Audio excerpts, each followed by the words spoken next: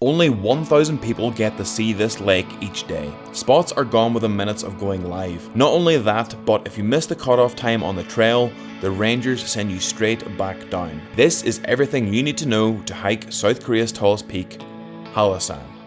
80 kilometers off the southern tip of the Korean peninsula is the beautiful volcanic island of Jeju.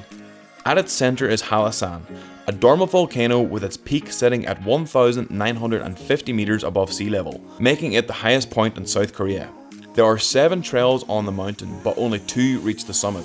The Songpanak Trail, which is the longer, gentler route at 9.7 kilometers long, and Gwaneumsa, shorter but steeper and arguably the more dramatic climb. You can go up one and descend the other, but in this video we'll be going up and down the Gwaneumsa trail. Now, before we get into the hike itself, both summit trails require a free reservation made in advance at visithalla.jeju.go.kr. Spots open on the 1st of each month and they go fast, so book this at the first opportunity. Right, let's get into the video. I cannot stress the importance of bringing your ID because I do not think they'll let you on the trail without verifying who you are. Anyway, we are on the trail. We're off. We're in a lovely wooded section, which apparently is the easiest section. So I think the first 2.5 kilometers of this are quite easy, quite shallow, and then it gets very, very steep. In fact, the Gwaneumsa path is touted as being the tougher of the 2 paths to the top of the mountain. So today we're going to verify that, but right now we're enjoying the woods. It's relatively not flat, but manageable. It's nice. So yeah, let's see how this develops.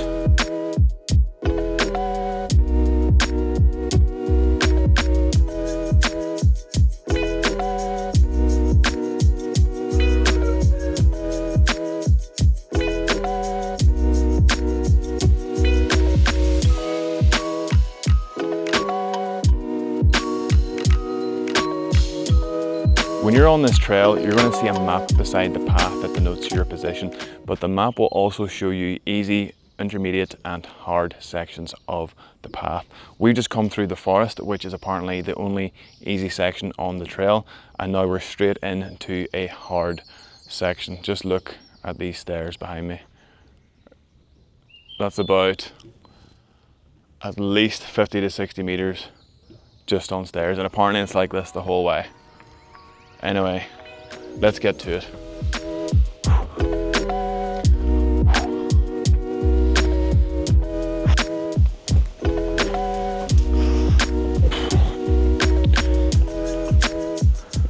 We are just over 2 hours in and we're coming to the end of the first section that is marked as hard. And just in time because I need some water. But it's not too bad, it's not unmanageable. I think if you're any level of fitness, this will be a breeze to you, and the less you carry, the easier it will be.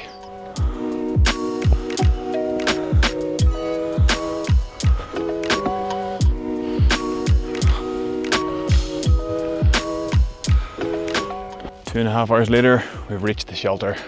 Let's do a little shelter tour.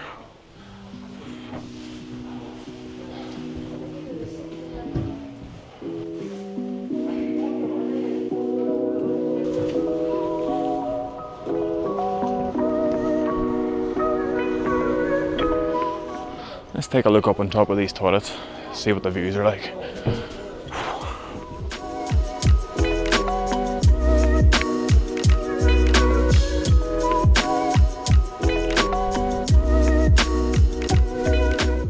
One thing you need to be aware of if you're hiking Hallasan is that there are cut-off times for reaching the peak. You need to get to the top shelter by 1 o'clock if you're hiking in summer before they let you go to the peak. And I think if you're hiking in winter, it is 12:30. So if you are a slow hiker, maybe you're a bit unfit, or maybe you just want to take it slow and take your time, you probably want to be starting a bit early in the morning, probably around 6:30 in the morning, to ensure you can enjoy your hike and get to the summit.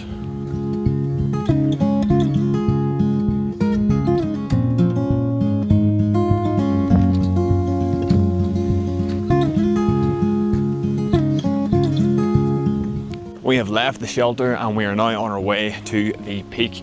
We have a section of what is medium difficulty or intermediate difficulty ground to cover, and then we have a very short but very steep section of hard ground to cover, and that will be us at the crater at the top of this dormant volcano.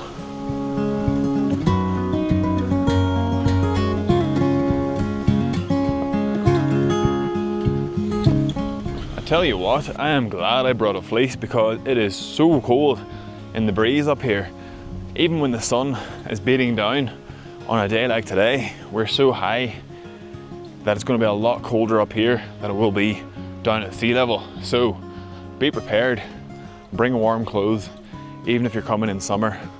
At least bring a windbreaker because that wind is cutting through me right now. But it is nice because it is cooling me down. Just when I stop, it really hits the sweat and it's like jumping in an ice bath.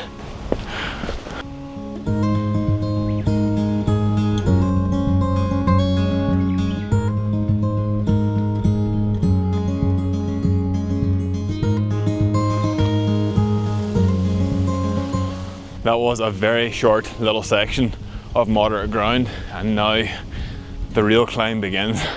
We have a lot of elevation to make up, so we're in the last stretch that is all hard terrain.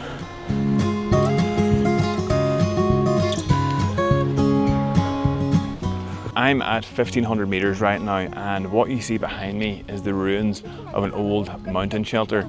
And what actually happened was the shelter was built in 1974, and in 2007 it was washed away in a storm. So there's literally nothing left, maybe some foundation stones, but I think it just goes to show how extreme and how powerful the weather can be at this altitude on this mountain. Definitely not somewhere you want to get caught out in a storm or inclement weather. Just when I was wondering why this last section is marked as hard, I'm thrown the biggest staircase known to man to climb.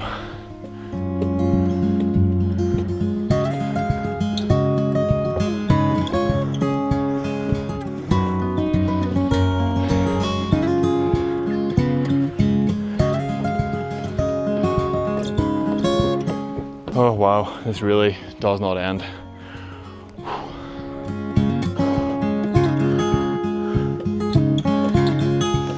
Well, 3 hours of walking later, and we are coming out of the trees. Let's hope there's some views just up over this hill.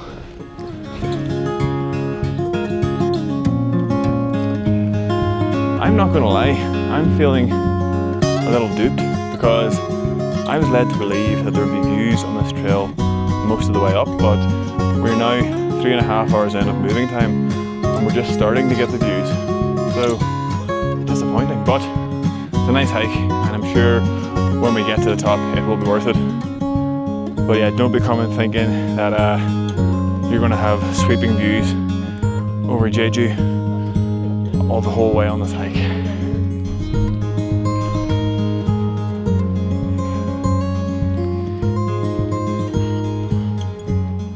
Alright, we're at the top. We're at the top of the crater, and there is quite a crowd here. But wow, that is pretty impressive. Check this out.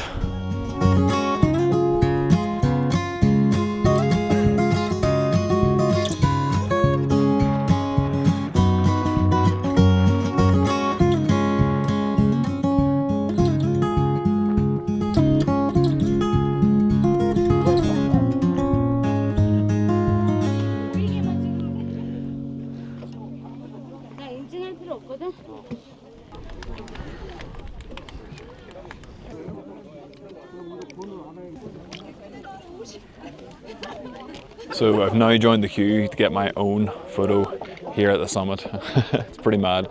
People are forming a real orderly queue just to get their shot. You have to respect it, it's pretty cool.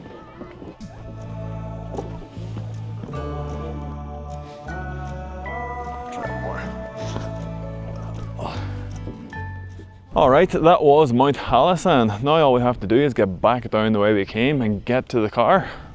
Let's do it.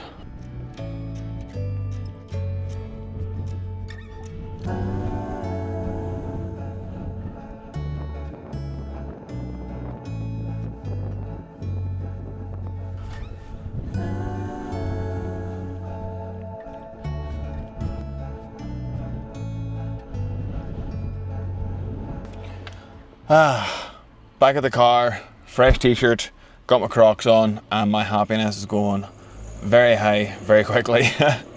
But I hope that's been insightful. That was the hike of Mount Hallasan, and I hope it's shown you what you can expect when you come to do it. And it is a great hike, although truth be told, I was expecting more views on the way up. You only really get views when you're above the tree line, but it's fine.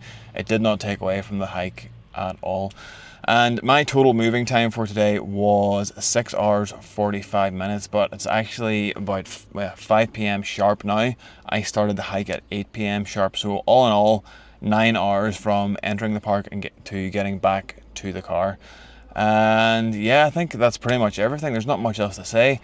I hope it's been insightful. I hope you've enjoyed the journey. If you have enjoyed it or found it useful, please hit the like button, because that will help YouTube push this video out to other people who might also like it or find it useful. And if you want to keep up to date with all my future videos, hit that like button and YouTube will let you know when I post a new video. And that's it, guys. Thanks so much for following along. I'll catch you in the next one.